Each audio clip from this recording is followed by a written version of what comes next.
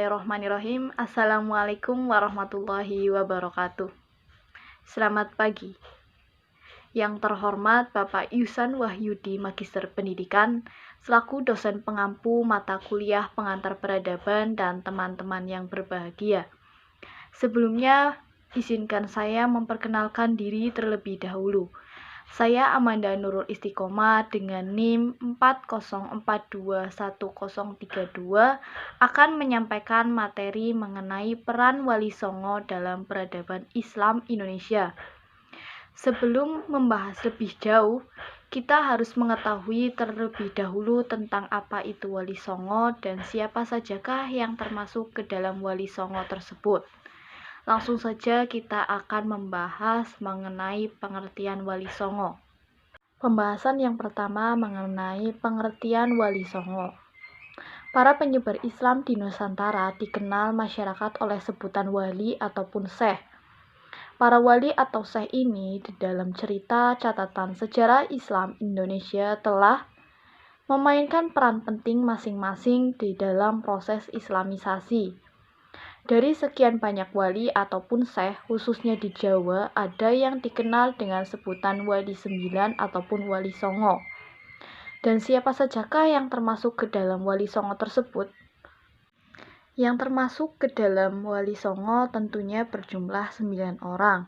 Ada Maulana Malik Ibrahim, Sunan Ampel, Sunan Giri, Sunan Bonang, Sunan Derajat, Sunan Kalijaga, Sunan Kudus, Sunan Muria, dan Sunan Gunung Jati. Dalam catatan sejarah Indonesia, mereka tidak hidup pada masa yang persis bersamaan. Para wali tersebut memiliki hubungan yang erat antara yang satu dengan wali yang lainnya. Hubungan itu bisa terjadi karena adanya hubungan darah ataupun bisa juga karena adanya hubungan antara guru dan murid. Sebelumnya sudah dijelaskan mengenai pengertian dan siapa sajakah yang termasuk ke dalam Wali Songo tersebut. Selanjutnya saya akan menyampaikan materi mengenai proses dan jenis 6 saluran Islamisasi di Jawa. Agama Islam masuk dan berkembang di Nusantara dengan cara-cara yang damai. Para Wali Songo bahkan menyebarkan ajaran Islam dengan menyesuaikan diri terhadap budaya yang sudah ada sebelumnya. Dengan cara seperti itu, Islam pun dapat diterima oleh masyarakat Nusantara. Berikut ini 6 saluran Islamisasi di Indonesia adalah sebagai berikut. Yang pertama, menggunakan saluran perdagangan.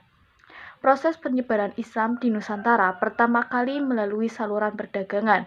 Pada abad ke-7 hingga ke-16 Masehi, kaum saudagar Muslim dari berbagai belahan dunia seperti Arab, Persia, India, bahkan Cina singgah di berbagai pelabuhan di Nusantara untuk melakukan transaksi perdagangan.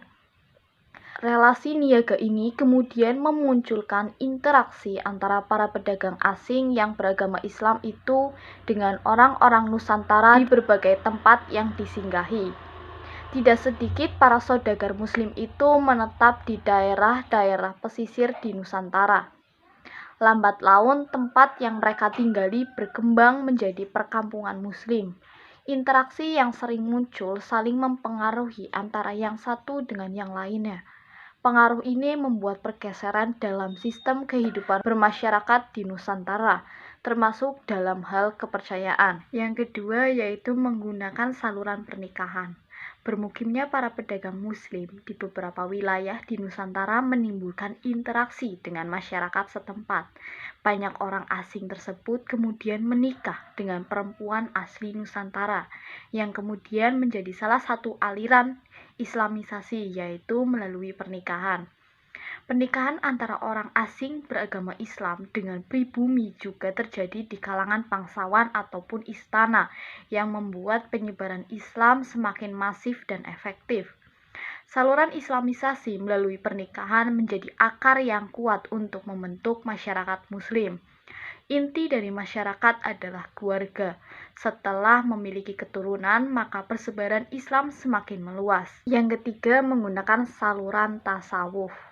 Saluran Islamisasi di Nusantara berikutnya adalah melalui tasawuf. Menurut Kamus Besar Bahasa Indonesia ataupun KBBI, tasawuf adalah ajaran atau cara untuk mengenal dan mendekatkan diri kepada Tuhan.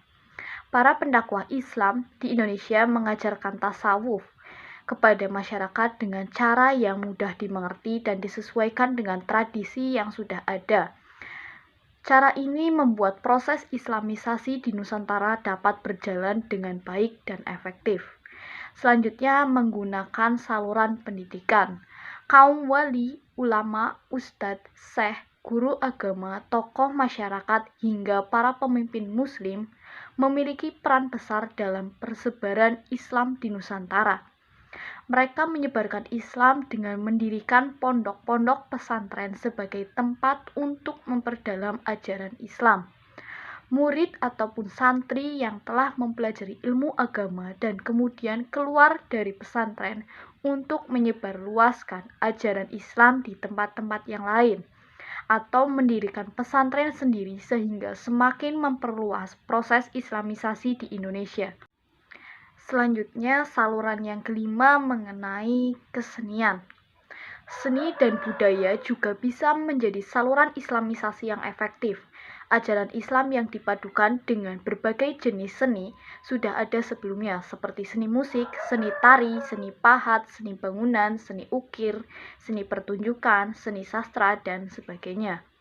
Di bidang seni pertunjukan misalnya, wayang yang disisipi dengan cerita-cerita atau tokoh-tokoh dalam ajaran Islam, begitu pula dengan seni musik. Beberapa wali mengubah tembang ataupun lagu dalam bahasa Jawa yang berisi tentang ajaran Islam. Penggunaan gamelan juga demikian untuk menarik masyarakat.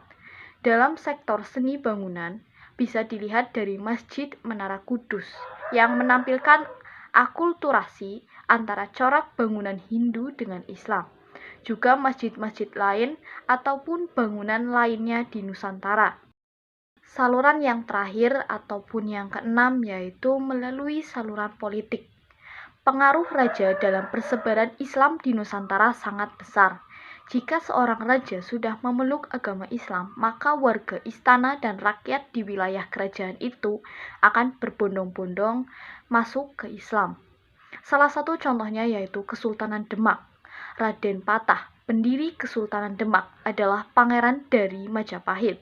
Raden Patah berguru pada Wali Songo dan kemudian masuk Islam hingga akhirnya mendirikan Kesultanan Demak sebagai kerajaan Islam pertama di Jawa.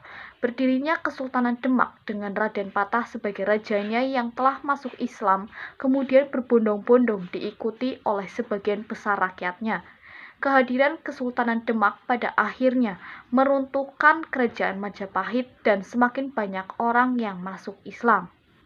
Dari penjelasan sebelumnya yang sudah saya sampaikan, saya akan menyimpulkan tentang peran Wali Songo dalam peradaban Islam di Indonesia. Simpulannya yaitu Wali Songo berarti 9 orang wali. Mereka adalah Maulana Malik Ibrahim, Sunan Ampel, Sunan Giri, Sunan Bonang, Sunan Derajat, Sunan Kalijaga, Sunan Kudus, Sunan Muria, serta Sunan Gunung Jati. Saluran Islamisasi di Jawa melalui 6 jenis, yaitu saluran perdagangan, pernikahan, tasawuf, pendidikan, kesenian, dan juga politik. Sekian pemaparan dari saya, kurang dan lebihnya mohon maaf. Semoga dapat diterima dan bermanfaat. Wabillahi taufik wal hidayah. Wassalamualaikum warahmatullahi wabarakatuh.